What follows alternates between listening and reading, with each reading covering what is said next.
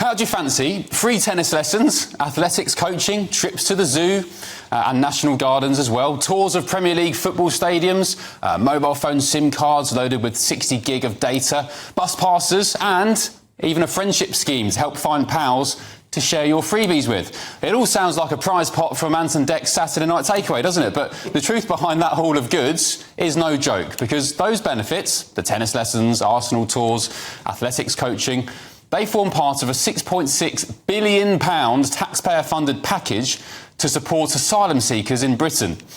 Here's today's headline in the Sunday Express. A dossier of information compiled by Reform UK using freedom of information laws has lifted the lid and laid bare the sheer scale of how we are the land of milk and honey for migrants. An absolute litany of contracts worth millions and millions of pounds to help illegal migrants feel safe and included in this country, all while British people struggle to keep their head above water month after month. One contract at the asylum centre at the former RAF Wethersfield base in Essex shows migrants were greeted with a £20,000 sports coaching and equipment scheme for activities such as volleyball, tennis and athletics. 4 times a day, 3 times a week. Very good. Other asylum seekers across Britain have been treated to trips to London Zoo. Book a ticket to go there tomorrow for you and I, and it will cost us £27 a pop. They're also ferried to the very beautiful Kew Gardens in London, very nice this time of year. £25 entry at the gate for you and me. And by sheer coincidence, migrants are also taken to Arsenal's Emirates Stadium, the team of our Prime Minister, Sir Keir Starmer, of course. And me, as an Arsenal fan, I don't know why anyone would want to visit the Emirates right now, having bottled the league for another year. But anyway, tickets cost £30 each for hard-working Brits. Free, though, if you came here on a dinghy. And let's not forget that all this gallivanting is going to require a refuel. Just as well, then, the other contracts include sandwich delivery services for asylum seekers worth £50,000. Each lunch is worth £4.45, with an array of options to suit all appetites, including chicken, egg and mayo, and even veggie and vegan selections too. Not bad. British pensioners, meanwhile, are deciding whether to eat dinner or heat their homes after our dear leader swipes their winter fuel allowance. And, of course, some of our channel friends have massive social media followings, don't they? Just like the Hamas-supporting, gun-toting, Jew-hating Abu Wade, who came to Britain this week. There he is on your screen. Nice chap.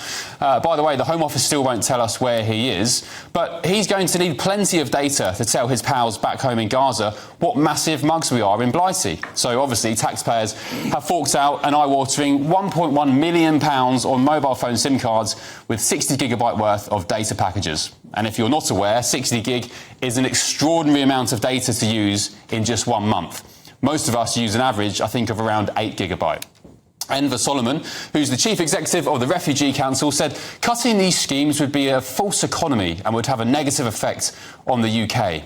He said, "I know refugees from all over the world who make amazing contributions to their communities and to our country. Many are success stories, working in the NHS, running businesses that create jobs or working on our high streets." Yes, I have been wondering what NHS Trust Abu Wade will soon be working in. There he is again. Answers on a postcard. All this comes, of course, off the back of GB News today revealing that more than 2,000 illegal boat migrants have crossed the Channel since just last weekend, 7 days, a record for this time of year. So what happens to this pledge? Serious answer is to smash the gangs. We have to take those gangs down, to smash the gangs that are running this vile trade, to smash these gangs. Gangs aren't being smashed, are they, Prime Minister? Thousands of strange young men from faraway lands are still coming here, and British people continue to be betrayed by the very people meant to be protecting their interests. Let's get the thoughts of my panel now. The GB News contributor Will Kingston, political commentator Chloe Dobbs and the former Labour Minister Bill Rammell. Bill, what's your take on this rather bombshell revelation today in the Sunday Express? £6.6 billion on migrants. Well, I'm not convinced by it, and let me explain why. I want asylum numbers to come down. I want the costs to come down. But this report is full of claims. No specificity, no time. Well, it's over 5 years, so the vast bulk of it's under the previous government. The reality is that an asylum seeker, their income is £49.18 per week. That's half the rate of a British citizen. And the reason I question these... On top of hotels, on top of freebies to Arsenal and Kew Gardens. But we don't see the numbers involved, right? There is a case for money being spent on integration, whether it's English as a second language to help people integrate, whether it's some social activities. What if they've come legal? But hold on, Will. When I was an MP, I was consistently told that asylum seekers were getting £7,000 in cash to buy new cars. It was completely untrue. And, you know, I think we need to see the reality of this. Give it a week, that will probably come out. Bill, how many of them do you think are genuine asylum seekers, and how many of them do you think are fighting-age males who are coming here for a better life? That's 60-40. That's about 90-10 at the moment. So 90%. No, it's not.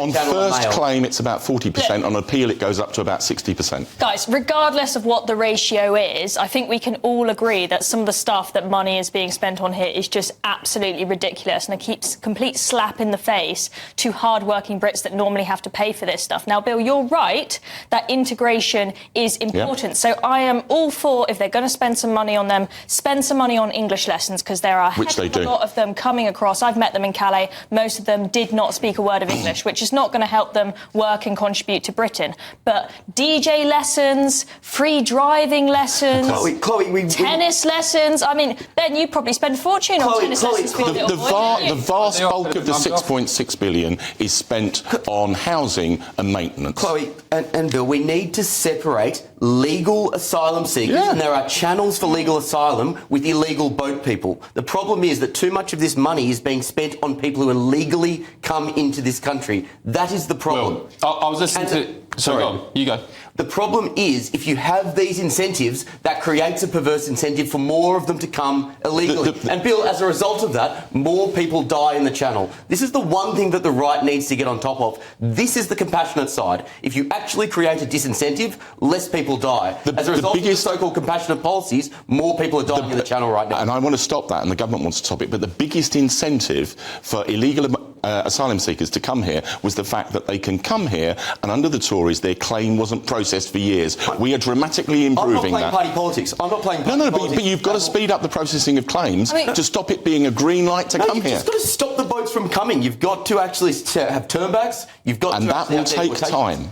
We should do both. We should turn boats back, and we should speed up the processing time, and that would bring and that is happening. But Bill, you make the point that the majority of the money that we are spending on this asylum system is on the accommodation, right, compared to the stuff like the tennis lessons. But that in itself is absolutely shocking, because the amount that they offer these hotels to house asylum seekers is way, way more than those hotels. Totally agree. And this government has committed over 5 years to stop spending money on hotels. But you don't turn it round over 8 months. And they've now said maybe 2029. You don't turn it round with the commitments of a 5-year parliament. So you don't turn it round overnight. Do you support detention centres then over hotels?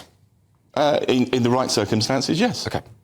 Bill, what do you make of... Look, fine, I hear what you're saying. What do you make of the fact that we're spending money... You say it's not a lot in the grand scheme of things compared to accommodation. What about the fact that it is tennis lessons, it's coaching for athletics, it's trips to Kew Gardens and the Emirates? None of that's necessary to integrate into British life. Two things I'm not convinced of. One, I don't know whether...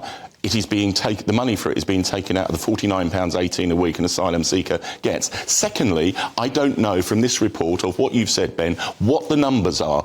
And there is a case for some social activities to integrate asylum seekers.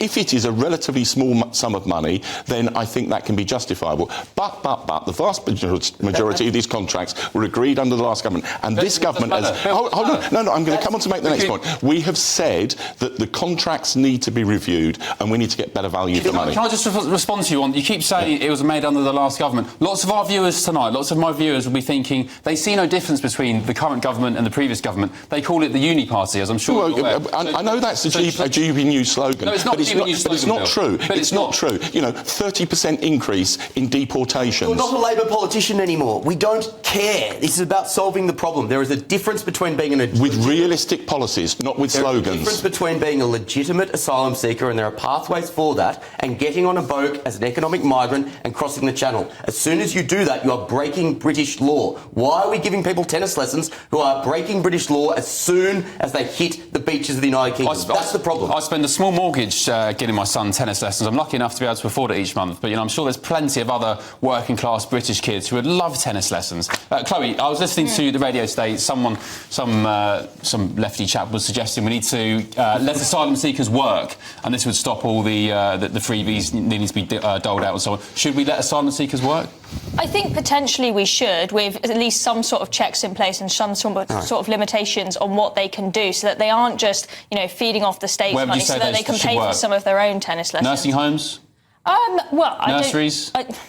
Maybe not with kids when they haven't been vetted, for sure. But we see them working, for example, at car washes illegally, cash in hand, not paying their taxes when they could be if we allowed some kind of interim. So you think if they were working, they'd be honest enough to register with HMRC and pay their taxes? Chloe, why are you calling them an asylum seeker if they've just come on a boat and hit the grounds of the United Kingdom? Illegal migrants, asylum seekers, whatever you want to call them. There's a very big difference, and that is the point hold on. I'm trying to I'm not calling them refugees there, right? A lot of them will be refugees. Some of them will be economic migrants. There are various different reasons. I don't think why many of them will be economic migrants. But in terms of your question, refugees. Ben, Yeah. should they be able to work? Bluntly, I've got mixed feelings, because I think most people would say, yeah, if they're here, let them work, let them earn their living. But it will act as an incentive for more asylum seekers to come here. So I think on balance, I'd be against it. Yeah, I just get the feeling this government, the last government, politicians in general, our leaders are taking our citizens for absolute mugs.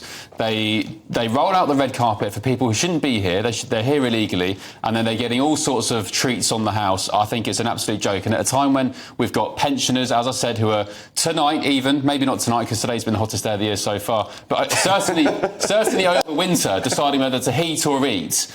You've got farmers being stitched up. You've got everybody being stitched up left, right and centre. Yet the people who seem to be treated the best are people who should not be here. And I think instead, Ben, of taking people for mugs, might it just be that this is a hugely complicated problem that affects every advanced country in the world, and you've got to tackle it, yes, but you need the right mechanisms, and they will take some time. countries I have been able to think fix DJ it. lessons is some the countries right have been able to mechanism. fix it, like Australia, and some haven't, and it just takes political will to be able to do so. It doesn't just take political will. All right, mic drop on that note. We will move on. We want to